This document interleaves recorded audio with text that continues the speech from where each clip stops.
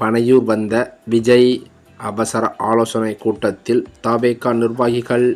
தமிழ்நாட்டின் தேர்தல் வரலாற்றிலேயே இதுவரை இல்லாத அளவிற்கு வருகின்ற 2026 சட்டமன்ற தேர்தலில் பெரும் பரபரப்பு நிலவி வருகிறது. அது மட்டுமில்லாமல் அந்த தேர்தல் களமானது அனல் பறக்கத் தொடங்கியுள்ளது என்றே சொல்லலாம். பல ஆண்டுகளாக திமுக மற்றும் அதிமுக ஆகிய இரு துருவங்களுக்கு இடையே மட்டுமே நடந்து வந்த இந்த போட்டியானது கடந்த சில வருடங்களாக தேமுதிக, நாதக என்று அவ்வப்போது மும்முனை போட்டியாக இருந்தது. ஆனால் தற்போதோ தமிழக வெற்றிக் கழகம் மற்றும் நாம் தமிழர் கட்சி ஆகியவற்றின் வலுவான தேர்தல் பணிகளால் களம் 4 முனை போட்டியாகவே மாறியிருக்கிறது. 4 முனை போட்டி காரணமாக இந்த தேர்தலில் வாக்களிக்கும் முறையில் நகர்ப்புறங்களுக்கும் கிராமப்புறங்களுக்கும் இடையே மிக தெளிவான ஒரு பிளவு ஏற்படும் என்று அரசியல் நோக்கர்கள் கணித்து வருகின்றனர். மற்ற தேர்தல்கள் போல இல்லாமல் இந்த முறை நகரம் கிராமம் இடையே வாக்களிக்கும் முறையில் கடுமையான வேறுபாடு இருக்கும் என்கிறார்கள் சிலர். சென்னை, கோவை, மதுரை போன்ற மாநகரங்களில் வளர்ந்து வரும் நகர்ப்புற பகுதிகளிலும் நடிகர் விஜயின் தமிழக வெற்றிக் கழகம் பெரும் தாக்கத்தை ஏற்படுத்தும் என எதிர்பார்க்கப்படுகிறது. குறிப்பாக முதல் முறை வாக்காளர்கள் மற்றும் மாற்றத்தை விரும்பும் இளைஞர்களின் வாக்குகளை தவேகா அதிகளவில் இருக்கும் என்றும் சொல்கிறார்கள். அதே சமயம் கிராமப்புறங்களில் புதிய கட்சிகளின் அலை வீசினாலும் தமிழகத்தின் நகர்ப்புற கோட்டைகளில் திராவிட கட்சிகளின் ஆதிக்கம் இன்னமும் குறையவில்லை. முதலமைச்சர் மு.க.ஸ்டாலின் தலைமையிலான திமுக அரசு மகளிர் உரிமை தொகை மற்றும் காலை உணவு திட்டம் போன்ற நேரடி பயன் தரும் திட்டங்கள் மூலம் பெண்களின் ஆதரவை தக்க வைத்து முயல்கிறது.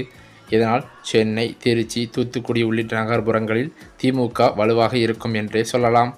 அதேபோல எடப்பாடி பழனிசாமி தலைமையிலான அதிமுக தனது பலமான அடிமட்ட கிளை கட்டமைப்பு மற்றும் விவசாயம் சார்ந்த வாக்குறுதிகள் மூலம் கிராமப்புறங்களில் தனது செல்வாக்கை மீண்டும் நிலைநாட்ட போராடி வருகிறது. பாரம்பரியமாக கிராமப்புறங்களில் இருக்கும் இரட்டை இலை மற்றும் உதயசூரியன் விசுவாசிகளை உடைப்பது புதிய கட்சிகளுக்கு ஒரு பெரும் சவாலாகவே தான் இருக்கும். 4 முனை போட்டி நிலவுவதால் வெற்றி பெறுவதற்கான வாக்கு சதவீதம் முந்தைய தேர்தல்களை விட குறையவே வாய்ப்பிருக்கிறது.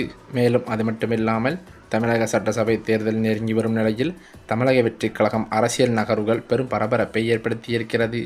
காங்கிரஸ் கட்சியுடன் தவேகா கூட்டணி அமைக்கக்கூடாது என பாஜக தரப்பில் இருந்து நேரடியாக உத்தரவு பிறப்பிக்கப்பட்டதாக தகவல்களும் வெளியாகி வருகிறது.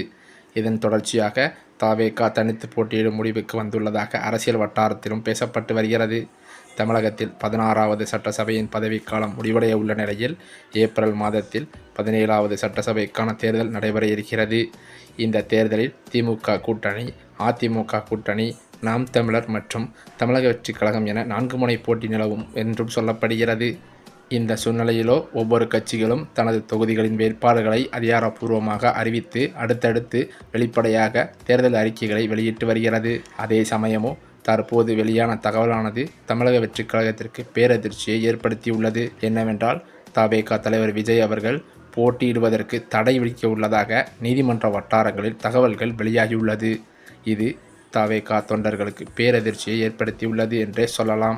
ஏனென்றால் ஏற்கனவே விசில் சின்னத்திற்கு சிக்கல் ஏற்பட்டுள்ளதாக சொல்லப்பட்டு வந்த நிலையில் தற்போது அங்கீகரிக்கப்படாத அரசியல் கட்சியாக தவேகா மாறிவிடுமோ என்ற அச்சத்தில் தற்போது தவேகா தொண்டர்கள் இருந்து வருவதாகவும் சொல்லப்படுகிறது.